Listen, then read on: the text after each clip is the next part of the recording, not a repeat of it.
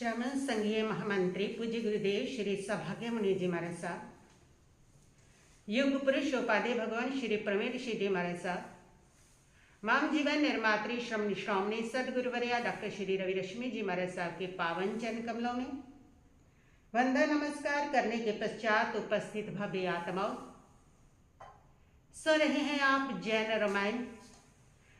रामायण के पावन प्रसंग। उन प्रसंगों में बहुत ही सुंदर प्रसंग हनुमान की माता सती अंजना का। कल सुना आपने सती अंजना के उस जीवन को कि शादी होने के बाद उसका पति पवनंजय उसको ससुराल में लाने के बाद एक छोटी सी बात को लेकर नाराज हो जाता है, छोटी सी बात को लेकर के रुष्ट हो जाता है और उस अंजना को के साथ जरा भी बात नहीं करता है, उस अंजना को कोई महत्व नहीं देता और इस प्रकार महल में ला करके अंजना को छोड़ दिया। अंजना की पूरी तरह से उपेक्षा, पूरी तरह से उसका तिरस्कार किया गया।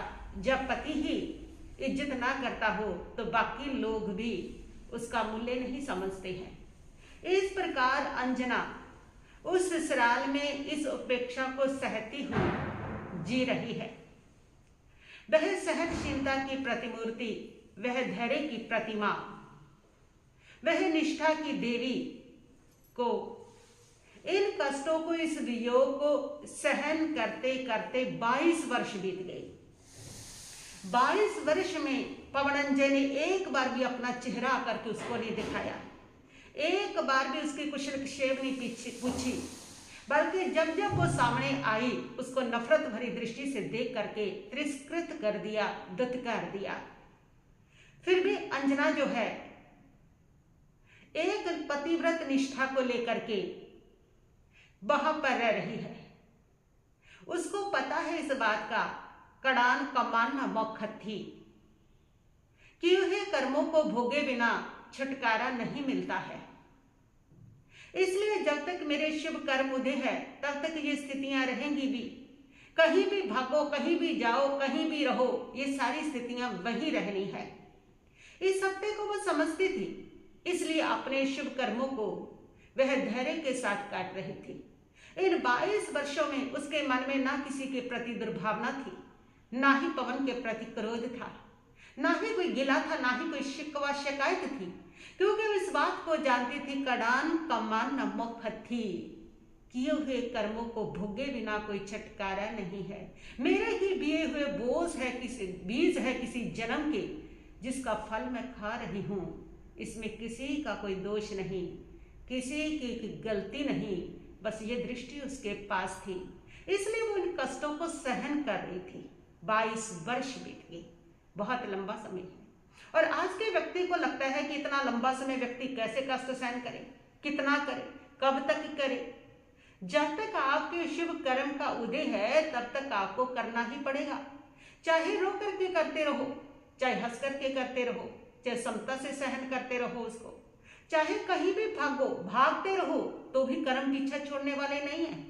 और लोग भाग रहे हैं दुखों से, एक स्थान को छोड़ते यहाँ दुख है, दूसरा स्थान, दूसरे को छोड़ते तीसरा स्थान, उस रिश्ते से दुख उसको छोड़ते, दूसरा जोड़ लिया, उसको जोड़ लिया, उसको जोड़ लिया। इस प्रकार आप देख रहे हैं कि लोग दुखी और बेचैन हो रहे हैं, उनको शांति नहीं मिल रही और तब तक मिलेगी भी नहीं जब तक उनके शुभ कर्म समाप्त नहीं होंगे। जब तक शुभ कर्म का उदय है, कहीं जोड़ तोड़ करो, कहीं रहो, कहीं भागो, कहीं जाओ, वो आपके साथ चलेंगे।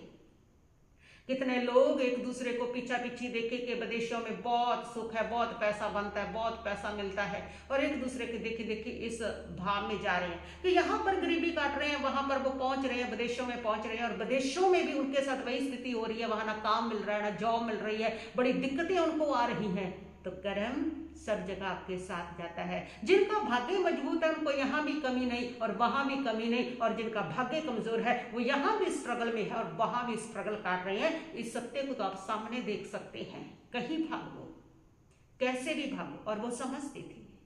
इसलिए 22 वर्षों में उसने अपने पिता के घर जाने की कोई कोशिश नहीं की, क्योंकि उनको पता था जहां भी जाऊंगी कर्म मेरे हैं, मेरे साथ ही चलेंगे, वहीं पर मेरे पास यही अप्रिय स्थितियां पैदा हो जाएंगी। स्थितियां अलग अलग तरह की हो सकती हैं, लेकिन होंगी जरूर। संघर्ष अलग अलग तरह के हो सकते हैं, लेकिन होंगे जरूर। दुख अलग अलग तरह के हो सकते हैं, लेकिन होंगे जरूर। जहां ये सब तिरस्कृत करें, वहां हो सकता है भाई भावस के मन में अप्रियता आ जाए, वो करने लगे।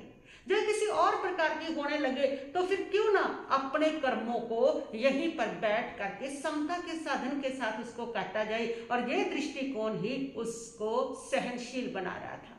लोग कहते इतना धैर्य कहाँ से आया, इतनी सहनशीलता कहाँ से आई? हमारे पास धैर्य नहीं है, हमारे पास इतनी सहनशीलता नहीं है, हमारे पास नहीं, क्योंकि हमारे पास ये दृष्टिकोण नहीं है कि मेरे किए हुए कर्म कड़ान कमान न मौखत थी, कर्म भोगे बिना छुटकारा नहीं। ये दृष्टिकोण नहीं है हमारे पास। इस सत्य को हम हृदय से अपनाते नहीं है, इसलिए हमारे अंदर सहनशीलता नहीं, इसलिए हमारे अंदर धैर्य की कमी है।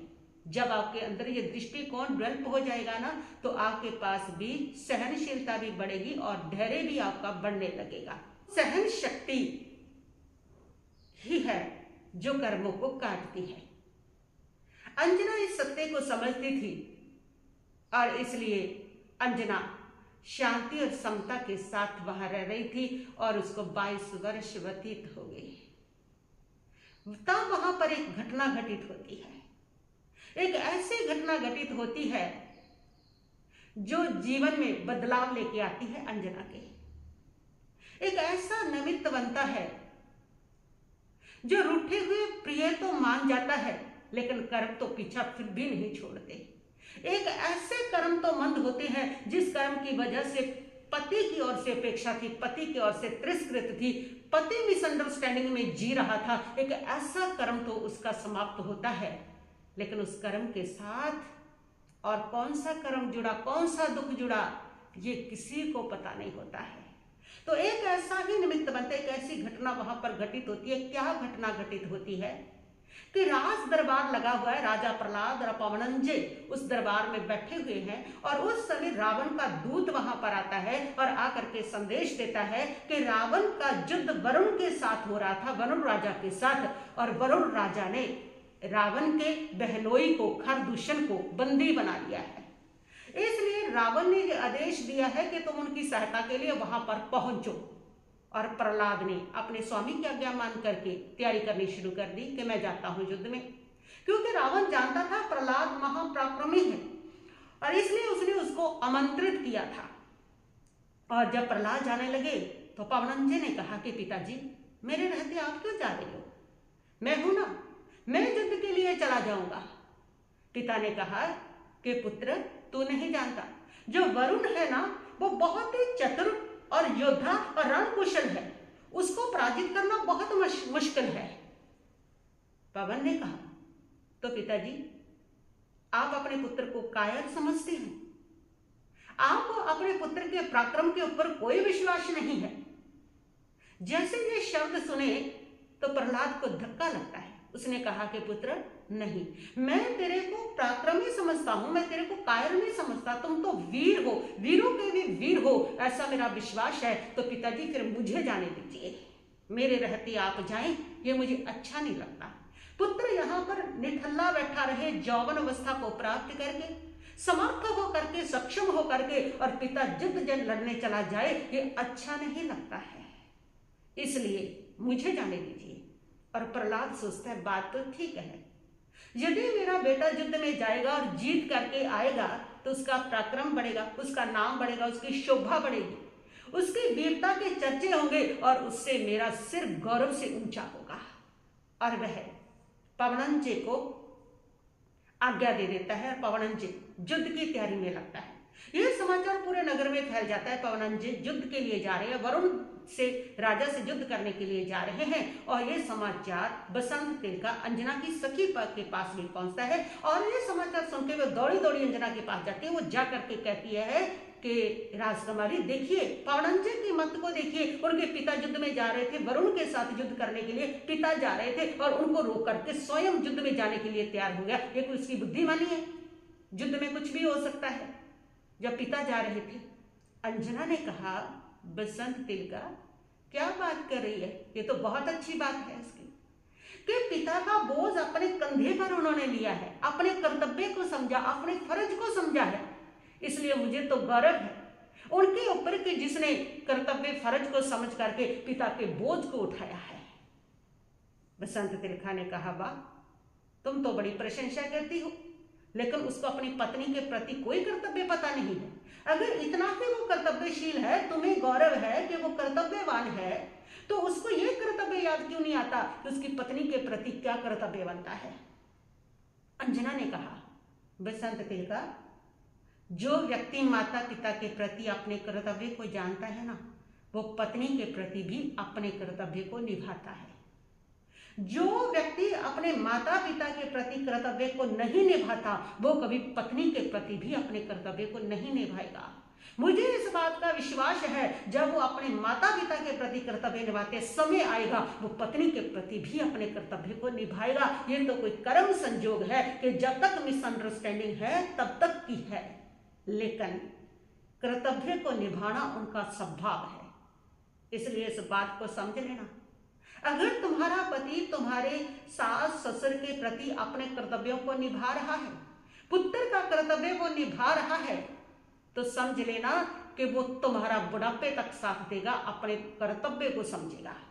और यदि वो अपने माता पिता के प्रति कर्तव्य को नहीं निभाता और तुम्हें लगता है मेरा पति तो मेरे पीछे लग गया, वो अपनी माता पिता की तो सुनता ही नहीं, मेरी सुनता है जैसे मैं चलाती हूँ, ये सोच करके तुम खुश तो होती हो, लेकिन तुम्हें ये नहीं पता कि उसका स्वभाव क्या है। आज तुम्हारे कहने से जिसने माता पिता के प्रति अपने कर्तव्य को छोड़ दिया, भूल गया माता पिता के प्रति कर्तव्य क्या है, वो समय आने पर तुम्हारे प्रति भी अपने कर्तव्य को छोड़ेगा।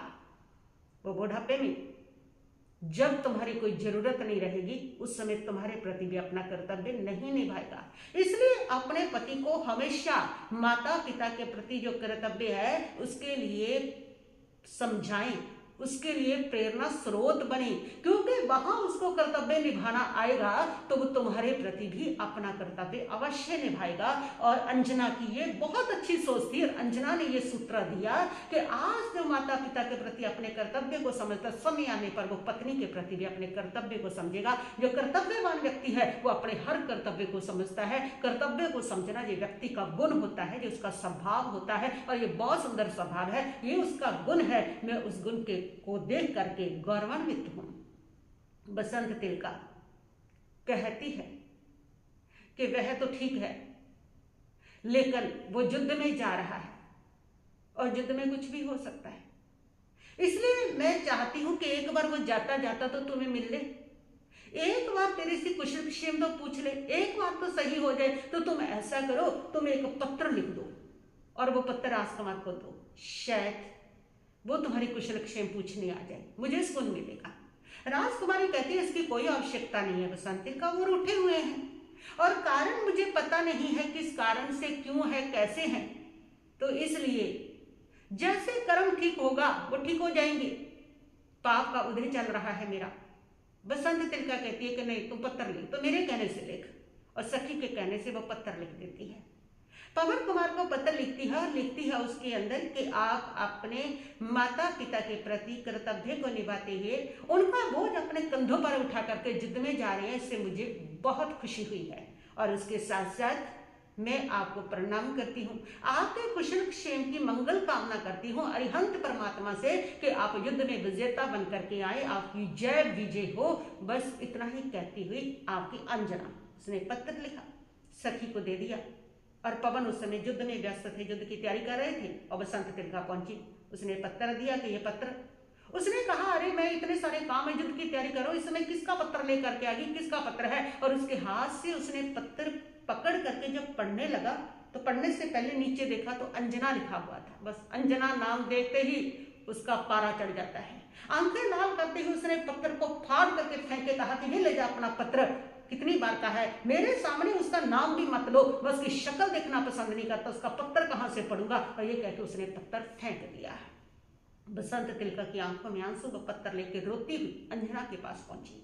उसने बताया कि किस प्रकार उसने तुम्हारे पत्र का भी तिरस्कार किया। अंजना ने उसको कहा कि रो क्यों रही है, अरे कितनी तो बड़ी बात है, अगर राजकुमार ने पत्र नहीं पढ़ा, उसको फाड़ दिया, बहुत छोटी बात है, कितनी तो बड़ी बात है जिसके लिए इतना तुम रो रही हो।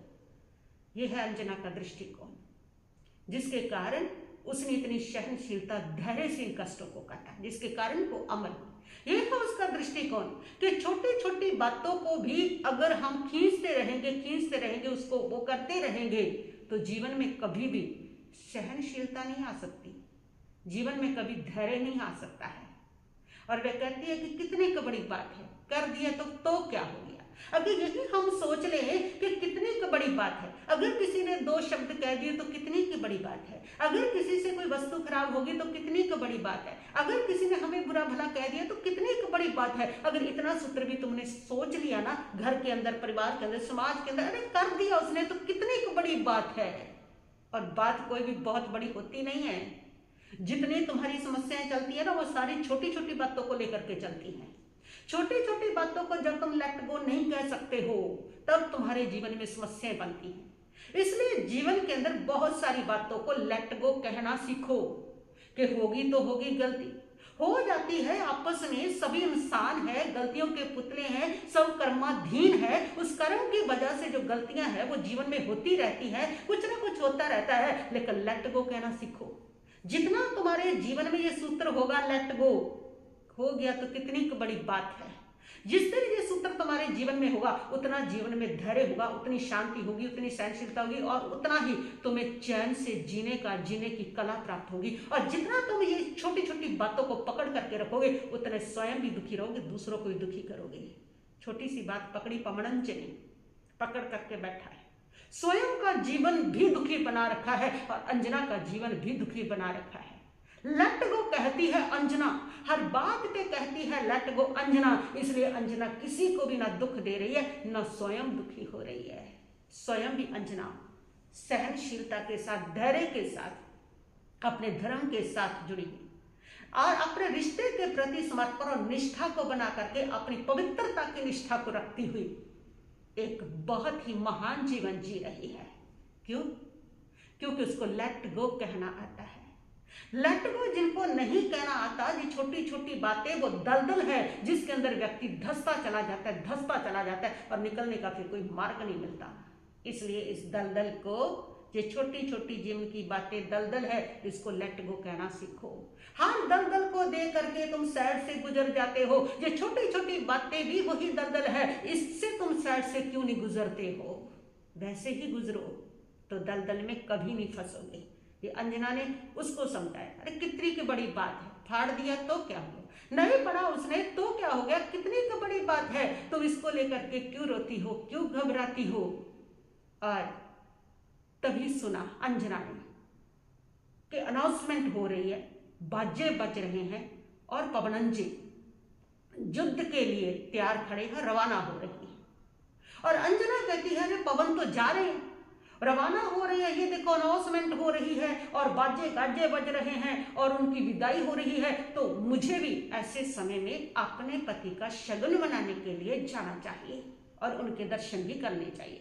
बसंत तिलका समझाती है, बहुत हो गया, अभी तो अपमान हुआ है, अभी तो तुम्हारे पत्र की ऐसी स्थिति की है, उसका इतना तिरस्कार किया, तुम फिर तिरस्कार करवा के आओगी, तुम रहने दो।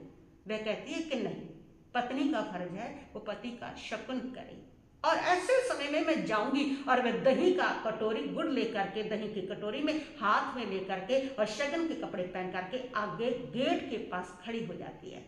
दर्शन भी करना चाहती है, मुख भी देखना चाहती है, शगन भी करना चाहती है।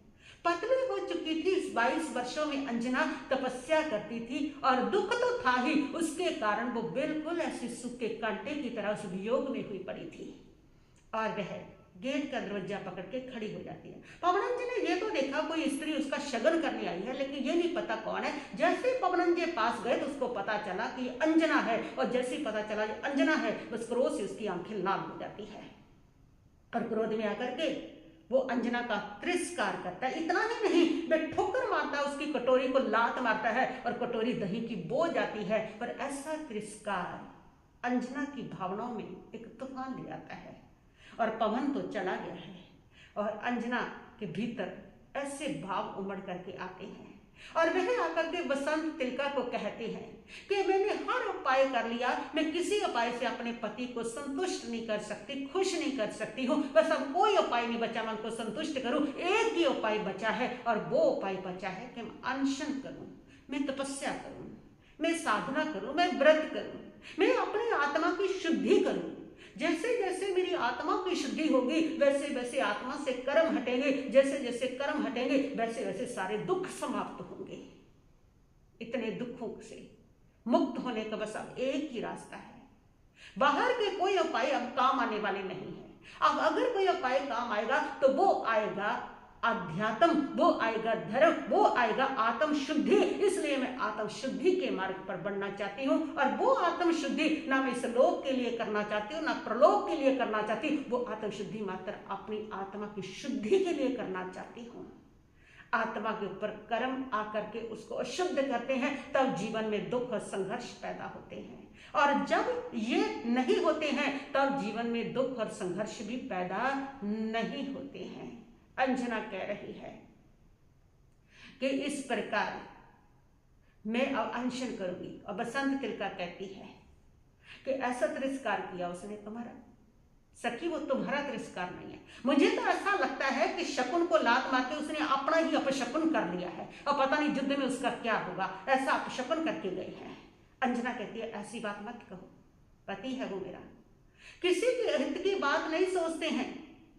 और वे कहती है अरे कैसा पति है तुम्हारा। वे कहती है कि पति तो पति ही है, पति का अहित क्या दुश्मन का भी अहित नहीं सोचना चाहिए, किसी का अहित नहीं सोचते। और मैं आज भी पवन जी के मंगल की कामना करती हूँ, कल्याण की कामना करती हूँ, उनकी जय विजय की कामना करती हूँ, उनकी हित की कामना करती हूँ। और वह कहती है कि जो इतने दुख दे रहा है उसकी भी मंगल कामना कर रही हूँ, उसकी मंगल कामना से क्या लाभ होगा। उसने कहा मेरा धर्म कहते हैं, मेरे गुरुओं ने समझाया है कि मंगल कामना से हमेशा लाभ ही लाभ होती है। शत्रुओं की भी मंगल कामना करो तब भी लाभ होते हैं। मंगल कामना किसी की करने से, किसी का हित चाहने से कभी नुकसान नहीं होता, उल्टा लाभ ही लाभ होता है। जब हम दूसरे का हित चाहते हैं उससे हमारा ही हित होता है, जब दूसरे का भला चाहते हैं उससे हमें लाभ मिलता है।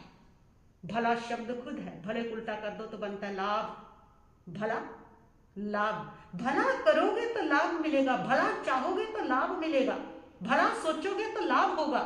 अगर तुम जीवन में लाभ चाहते हो, मुझे सुख का लाभ, सम्मान का लाभ, इज्जत का लाभ मिले, तो तुम भला करो, भला सोचो, भला देखो, भला करो।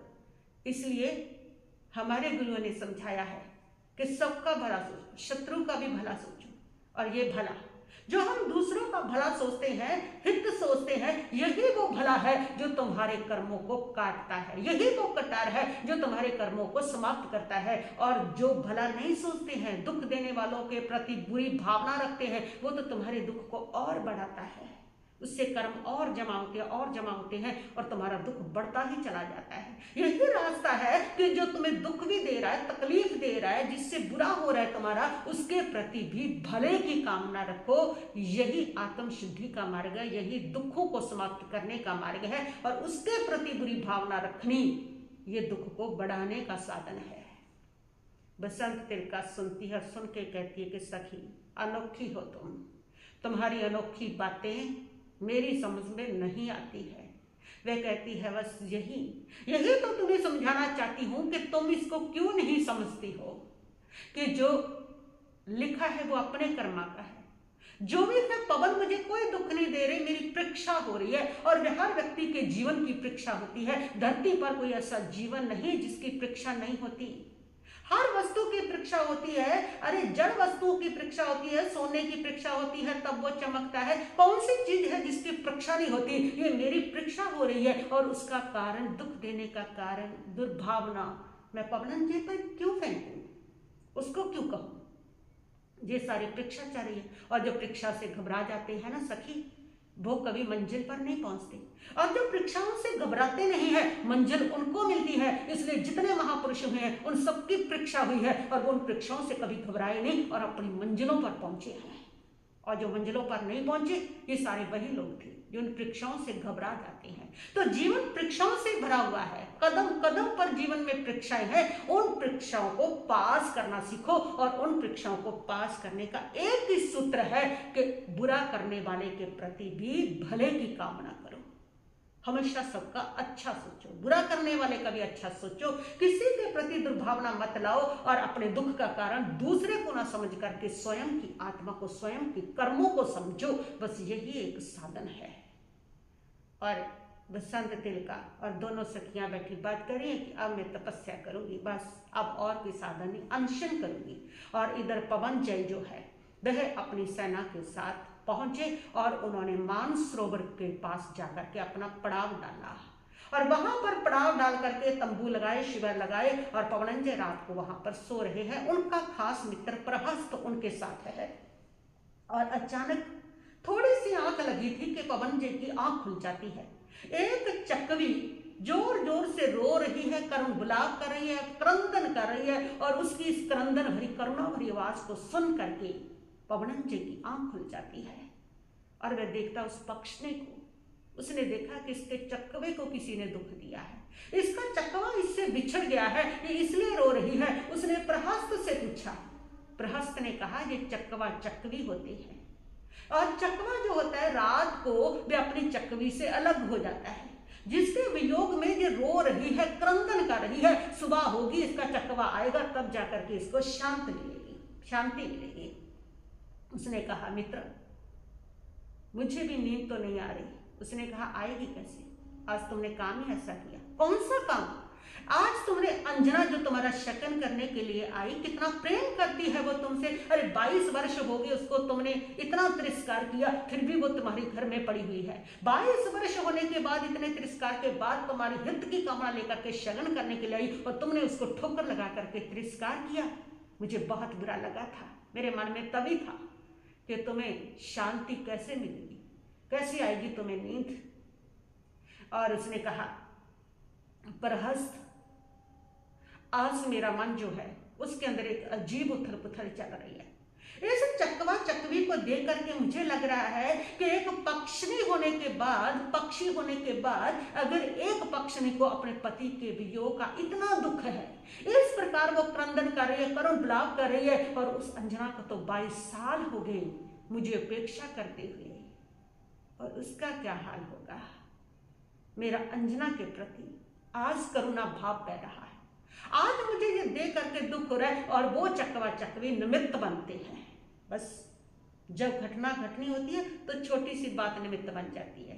पता नहीं उससे पहले कितने चकवे चकवी देख ले होंगे, लेकिन जब कर्म का शमन होता है तब एक छोटी सी घटना, छोटा सा कारण व्यक्ति के लिए प्रेरणा स्रोत बन जाता है और वो प्रेरणा स्रोत बन गई उसके लिए।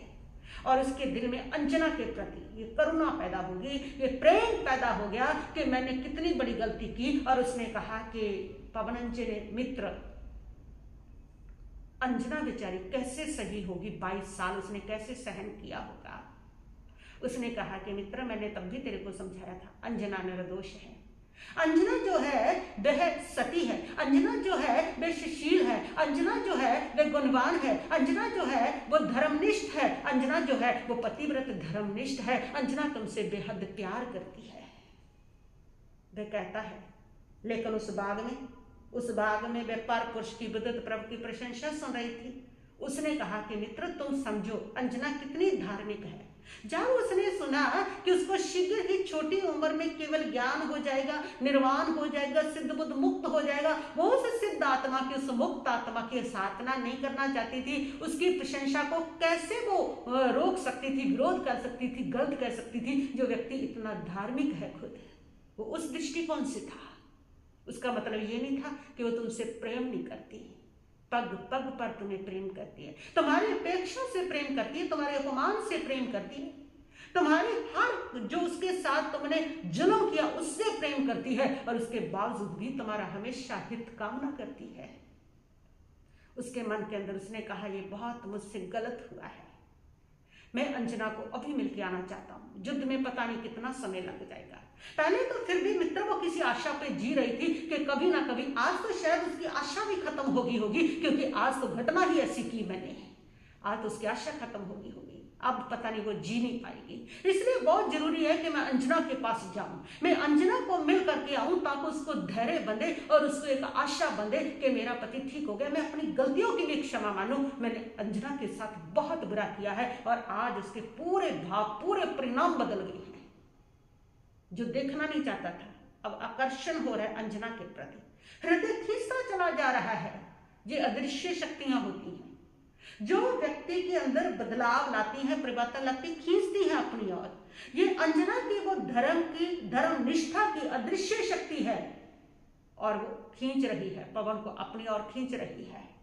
और इधर पवन कहता है कि मैं अब करूं तो क्या करूं, इधर युद्ध सामने है, उधर जाना है, पीछे जाना भी मेरा सही नहीं। अगर मैं सीधा पीछे जाता हूं ना मित्र, तो ये बहुत बड़ा कलंक होगा। माता पिता सब प्रजाजन क्या कहेंगे कि स्त्री के मोह में युद्ध के बीच में छोड़ के आ गया।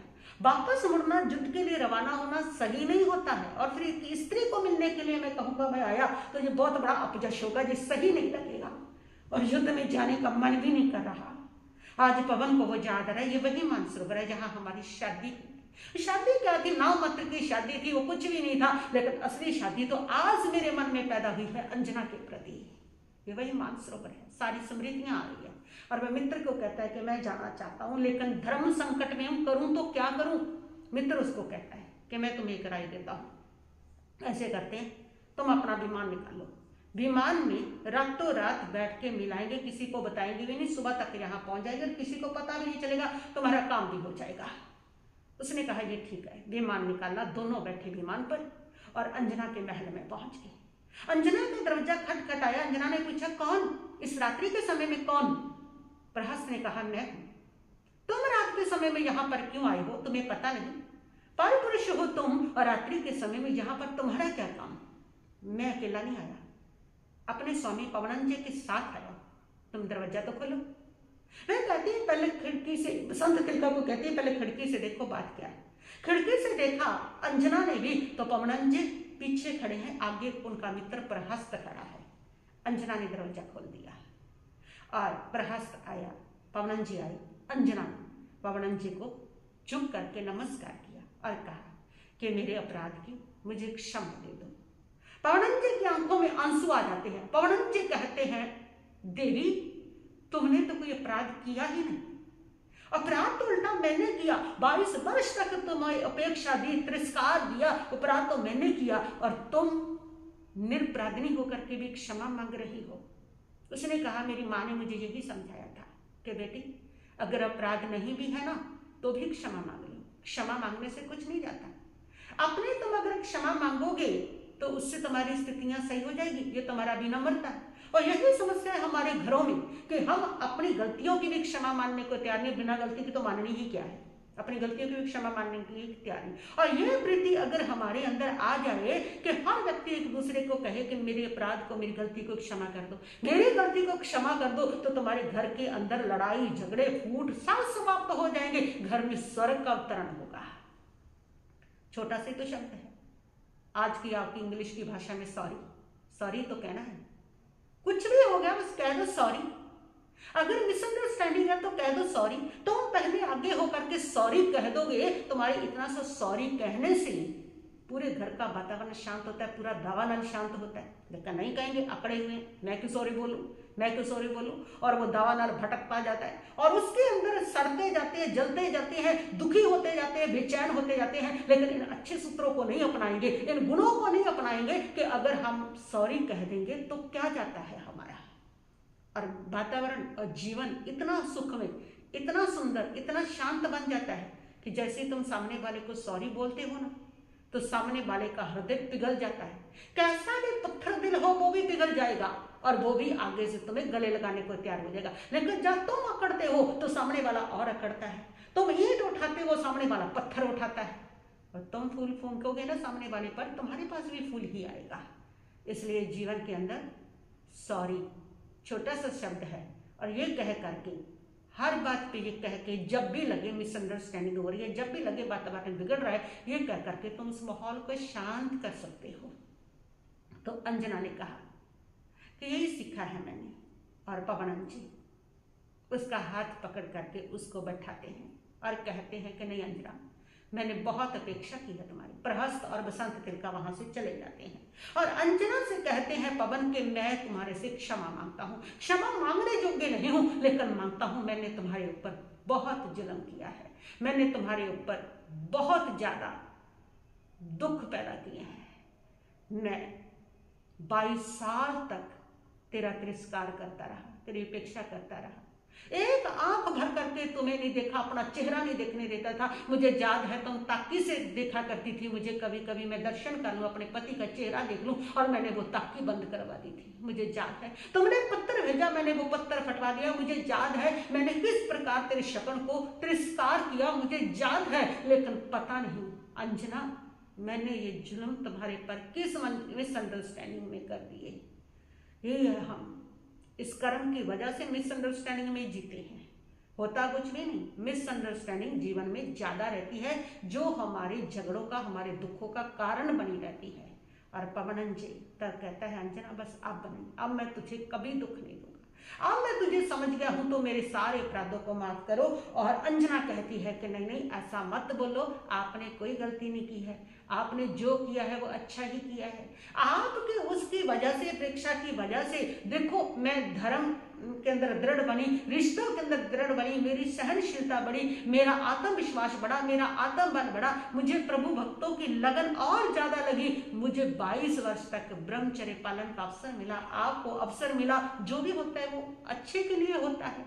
इतना कुछ अच्छा हो गया हमारे जीवन में। हम 22 साल कहाँ ब्रह्मचर्य पाल सकते थे, लेकिन हम दोनों ने पाला उस ब्रह्मचर्य को। तो जो भी होता है वो अच्छे के लिए होता है, इसलिए मन को दुखी मत करो। अंजना से बातें करते हैं, अंजना से मिलते हैं, और सुबह चौथे पैर में प्रहस्त आता है, दरवाजा खटखटाता है, मित्र जल्दी से चलो, पहुंचे वहां पर, नहीं तो वहां पर जितने भी युद्ध में आए हुए सैनिक है वो सारी बात फैल जाएगी कि पवन अंजे नहीं है, किधर चला गया, युद्ध को बीच में छोड़ के, तो जल्दी से चलो। और पवन अंजे तैयार होते हैं।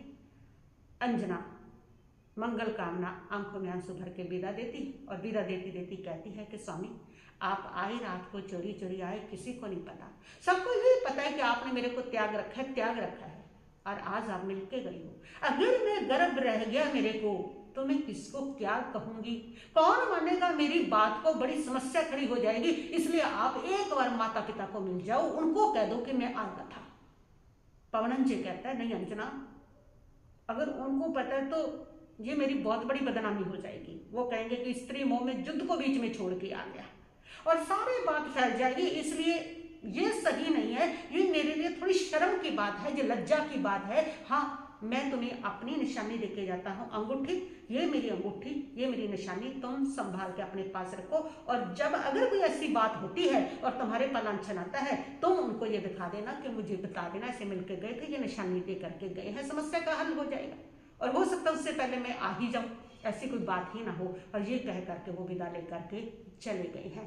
पवन जी युद्ध में पहुंच गए। इधर अंजना जो है वह अपने धर्म का पालन कर रही है, पति उसके मान गए हैं, इसलिए लगा जीवन के अंदर थोड़ा सवेरा आया है, उजाला आया है। लेकिन कुछ समय के बाद अंजना जो है वो गर्भवती हो जाती है, उसका गर्भ सामने आ जाता है और उसको पता चलता है कि मैं गर्भवती हो गई हूँ। धीरे धीरे गर्भ के जो चिन्ह है वो आने लगे। तीसरा चौथा महीना जब हुआ, गर्भ के चिन्ह आने लगे, दास दासियां आपस में घुसर पुसर करने लगे। सिर्फ बसंत तिलका को ही पता है कि अरे ये क्या, पति ने तो त्याग रखा है, पति तो इसकी तरफ देखता नहीं, और ये गर्भवती हो गई है, लगता है इसने कोई कुकर्म कर लिया है। और इस प्रकार ये घुसर पुसर चलती चलती चलती उसकी सास केतुमती के कानों में जाती है। और जब दास दासियों के मुंह से वो सुनती है, वो कहती है ऐसा नहीं हो सकता, मेरी बहू बहुत सुशील है, मेरी बहू जो है वो पतिव्रत धर्म के ऊपर दृढ़ है, वो बहुत नेक है, गुणवान है, ऐसा नहीं हो सकता।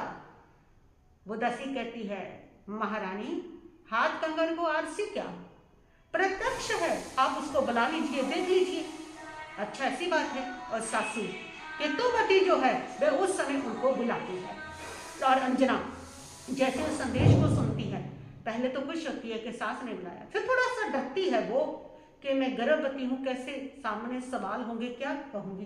फिर वो सोचती है अरे सत्य को भय क्या, जब मैं सही हूँ, मैं सत्य पर खड़ी हूँ, तो मुझे क्या डर है। और अंजना जाती है और सास जब देखती है तो देखते ही पता चल गया कि ये तो गर्भवती है। उसने कहा कि कुलंचनी, ये क्या कर दिया तूने, सारे कुल को कलंकित करके रख दिया। तू ऐसी दुराचारी निकलेगी, मुझे भरोसा नहीं था, मुझे विश्वास नहीं था, तूने हमें मरने के लिए मजबूर कर दिया। तू कहीं नाक दबो करके मर जा, तुमने हमारे कुल को कलंकित कर दिया। उसने कहा नहीं माता जी, ऐसा नहीं है, बिल्कुल भी ऐसा नहीं है। आपके पुत्र आए थे और वो मुझसे मिलकर गए, ये गर्भ आपके पुत्र का ही है। क्या कहती है, तो झूठ बोलती है, वो तो युद्ध में गया है, 22 साल से तेरी तरफ देखता तक नहीं था, तुझे त्याग रखा था, इतना समझाने पर भी वो तेरे से नफरत करता था, वो तुझे कैसे मिल गया। और वह कहती है कि मैं आपको निशानी दिखाती हूँ उसकी। वह निशानी दिखाती है, वो कहती है कि नहीं, ये तो तुमने चुराई है, हो ही नहीं सकता, ऐसा हो ही नहीं सकता, ये तुमने ही कहीं कोई गलत काम किया है, तुमने अपजश जो है उसको अर्जित कर लिया, तुमने हमारे कुल को कलंकित कर दिया। और सासू के तुमती बहुत ताने देती है, बहुत ताने देती है। अंजना हाथ जोड़ती रह जाती है, लेकिन सासू के तुमती कुछ नहीं सुनती, कुछ नहीं सुनती। और वह कहती है कि नहीं, हमारा कुल कलंकित होए, प्रजा में बात पहुंचे, उससे पहले पहले बस तू निकल यहाँ से, अपनी सखी को लेकर निकल जाए, मैंने इस कलंक को अपने घर में रखना ही नहीं है। वह कहती है कि पवनन जी को आ जाने दो, आप उनसे पूछ लेना, उसके बाद जो चाहे कर लेना। वह कहती है कि नहीं, तब तक तो बहुत अपजश फैल जाएगा।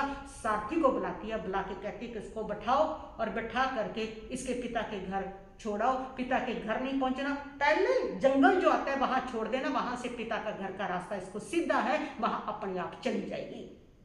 दोनों को वह बैठाती है। बसंत तिलक सखी को पता चलता है तो वो बहुत रोती है। वह अंजना कहती है कि रोती क्यों है, जब मैं नहीं रो रही हूँ।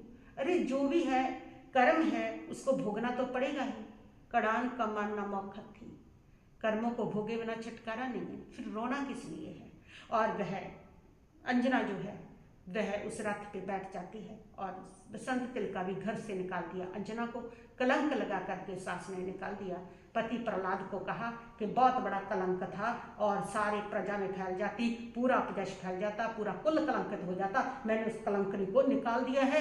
पति भी जो है प्रहलाद राजा है, वह भी कोई वेरिफिकेशन नहीं करता क्या सच है क्या गलत है, वह कहता है जो तुमने किया है बस वो ठीक है। तो इस प्रकार वही जो समस्याएं पैदा होती हैं जहां आदमी सिर्फ स्त्री के ऊपर आधारित हो जाता है कि वो जो करता धरता है, वो जो कर रही है वो सही है, वहां पर वो सारी समस्याएं पैदा होती हैं। तो इस प्रकार राजा ने कहा चलो ठीक है, और वो सारथी ले चलता है। घोर जंगल में पहुंचे तो अंजना ने पूछा, सारथी सही सही बात बताओ, करना क्या है तुमने, हमारा क्या तुम्हें आज्ञा दी है।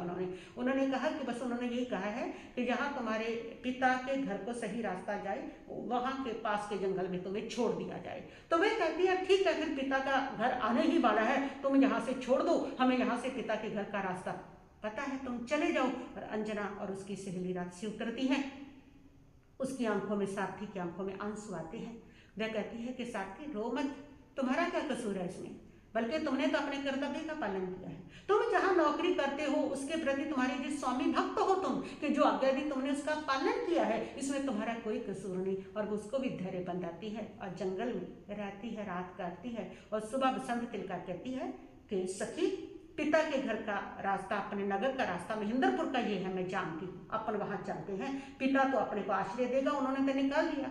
अंजना कहती है चलो वो भी ट्राई कर ले, पर मुझे नहीं लगता कि पिता के यहाँ आश्रय मिलेगा, क्योंकि जो कलंक लगा है मुझ पर, वो कलंक वहां भी उनके पास वैसे पहुंचना, उसको वो सत्य मानेंगे कि मैंने कुछ गलत किया तभी ससुराल वालों ने निकाला है, तो इसलिए लगता नहीं। चलो तुम कहती है तो चलते हैं। और दोनों सखियां जैसे तैसे पहुंचती हैं और पिता के घर पहुंच के राजमहल के द्वारपाल को कहती है, पिता को जाके बोलो अंजना आई है। और द्वारपाल पूछता है, लेकिन आज तुम्हारी ऐसी स्थिति में, अरे तुम्हारे साथ कोई भी नहीं है, कोई रथ नहीं है, कोई राजसी वेशभूषा नहीं है, कुछ भी नहीं है, तुम दोनों ऐसी स्थिति में। अंजना ने सारी बात बता दी। इस प्रकार पति मुझे मिलकर गए थे, मेरी सास ने कलंकित करके मुझे निकाल दिया, उनको भरोसा नहीं है मुझ पर, और ये कलंक मुझ पर लगा, निकाल दिया गया वहां से मुझे ससुराल से, इसलिए कोई राशि शोभा मेरे साथ नहीं है। और वो जाता है दरबार अंदर, और वो सेनापति और जा करके राजा को सारी घटना जब बताता है कि अंजना आई है, वो कहता है कि जल्दी करो, अरे अंजना आई है, हमारी पुत्री आई है, मेरी लाडली आई है, जल्दी से बैंड बाजे तैयार करो, स्वागत करो, उसके स्वागत के लिए आगे पहुंचो। और तब वो कहता है पहरेदार के राजन, बाजे बजाने वाली कोई बात नहीं है, वो तो अकेली आई है, ससुराल वालों ने निकाल दिया उनको, कलंक लगा करके गर्भवती हो चुकी है? राजा जैसे सुनता तो उसको धक्का लगता है, क्या कुल कलंकित कर दिया उसने, ऐसा दुराचार सेवन कर दिया। ये तो मुझे भी पता है कि पवन उसके साथ बोलता नहीं है, मेरे साथ बातचीत नहीं करता है, ये मुझे भी पता है, तो फिर वो गर्भवती कैसे हुई? अगर ससुराल वालों ने ये किया तो कुछ समझ करके किया है। बस कह दो उसको, जरूरत नहीं जहां आने की, निकल जाए, हमारे कुल को उसने कलंकित कर दिया है। ये है ये सारे रिश्ते। जैसे वो देखते हैं कि हमारी सम्मान को, हमारी इज्जत को, हमारे मान को धक्का पहुंच रहा है, प्रिय से प्रिय व्यक्ति भी खटकने लग जाता है। ये होते हैं वो संबंध, किस प्रकार बदलते हैं। जो इतनी लाडली थी, और जैसे वो ये कहता है तो भाई 100 वो भी आकर के कहते हैं कि उसको बोलो हमें मुख ना दिखाई, निकल जाए यहाँ से। माँ भी कहती है उसने मेरे दूध को लजाया, निकल जाए यहाँ से। तब मंत्री बोलता है, मंत्री कहता है राजन पहले उतावलापन मत करो, पहले उनसे पूछ तो लो, राजकुमारी से। अरे वो क्या बताएगी, वो अपने आप को सही कहेगी। चलो वो अपने आप सही कहेगी, तब तक वो आप पिता हो, वो पुत्री है आपकी, तब तक अपने घर में रखो जब तक पवन कुमार नहीं आते हैं। पवन से पूछ लिया जाएगा कि क्या वो मिलके गए थे, क्या सही था क्या गलत था। वे कहता है कब पवन आएगा तब तक प्रजा को कौन संभालेगा। प्रजा में बात फैल जाएगी, चर्चा फैल जाएगी, और लोग कहेंगे कि राजा सबको सदाचार का उपदेश देता है, दंड देता है, और अपनी पुत्री के कलंक को घर में रख के बैठा है। मेरी तो सारा क्षत्रिय धर्म कलंकित हो जाएगा, मेरी प्रजा में गलत बात जाएगी। इसलिए कब पवन आया, कब क्या हुआ, उसको बोलो कि मेरी राज्य की सीमा से बाहर निकल जाए। आदेश हो गया पिता का, और ये समाचार अंजना को मिल गया। अंजना ने कहा ठीक है, धन्यवाद, थैंक्स, प्रणाम करती हूँ पिता को। प्रणाम करके अंजना निकलती है और बसंत तिलका रोती है कि अब क्या करेंगे, अब कहाँ जाएंगे। मैं बसंत तिलका को कहती है तुम्हें तो नहीं निकाला, तुम जा सकती हो पिता के घर, मुझे निकाला है ना, मैं चली जाऊंगी। वो कहती है मैं तुम्हें छोड़ूंगी नहीं, तुम्हारा साथ नहीं छोड़ूंगी, जैसा भी है तुम्हारे साथ रहूंगी, लेकिन अब जाएंगे कहाँ। अंजना कहती है कहाँ जाएंगे? अरे वन में जाएंगे, जंगल में जाएंगे।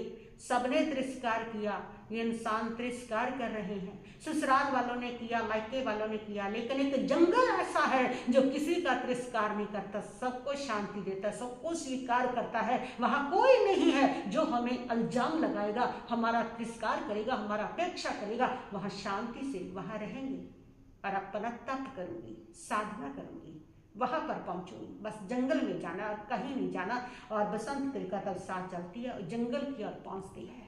एक लक्ष्य है साधना का उसके पास, एक दृष्टिकोण है उसके पास, सत्य का, धर्म का, एक सुपरिचिलता का उसके पास बहुत बड़ा उपाय है। उसके बल पर उसको जंगल में उसकी साधना के लिए वो जाती है और वहां पर पहुंचती है जंगल में, कुटिया में। जब पहुंची तो वहां पर एक मुनिराज बैठे हुए थे। बड़ी खुश होती है कि मुनिराज के दर्शन हुए। देखो सखी कितना अच्छा शकुन हमें मिल गया है। कहते हैं मुनियों के दर्शन तो सपने में हो जाए तो भी वह सौभाग्य फल देने वाले होते हैं, और साक्षात मिल जाए तो सौभाग्य का कहना ही क्या। इसका मतलब बहुत बड़ा सौभाग्य हमारा उदय होना होगा। इतने बड़े मुनिराज के दर्शन हुए और वे दोनों मुनि के पास बैठ गए। मुनि ध्यान कर रहे थे, मुनि का ध्यान पूरा हुआ, ध्यान खुला तो मुनि ने देखा और अपने ज्ञान में देख के कहा तो महेंद्र राजा की पुत्री अंजना हो? हाँ महाराज। वे आश्चर्यचकित रह गई, मुझे कैसे जानते, मेरा नाम कैसे जानते? तब पता चला अपने ज्ञान से। और तब अंजना ने एक सवाल किया कि प्रभु मेरे मन में एक सवाल है, मुझे उसका जवाब दीजिए। ये तो मुझे पता है मैं अपने कर्मों का फल भोग रही हूँ, लेकिन ये नहीं पता कि ये कर्म मैंने कब किया था, कहाँ किया था, कौन सा किया था, कैसे किया था। मेरे पूर्व भावों बताएं जिसमें मैंने ये कर्म किया, जिसके कारण 22 साल तक मेरा पति मुझसे रूठा रहा, जिसके कारण मैं तिरस्कृत हुई, वहां पर भी, ससुराल में भी, मायके में भी, जिसके कारण आज मैं बेसहारा होगी। हर जगह मेरी उपेक्षा हुई, हर जगह मेरा अपमान, हर जगह मेरा तिरस्कार हुआ। ये कहाँ किया था, कौन सा कर्म किया था, किस वजह से हुआ, मैं उसको जानना चाहती हूँ, उसको सुनना चाहती हूँ। और तब मुनिराज उनका पूरा भाव बताएंगे और बताएंगे कौन से कर्म की वजह से जो सारा उसके जीवन में घटित हुआ। वो हम आगे बात करेंगे। ओम शांति शांति भव।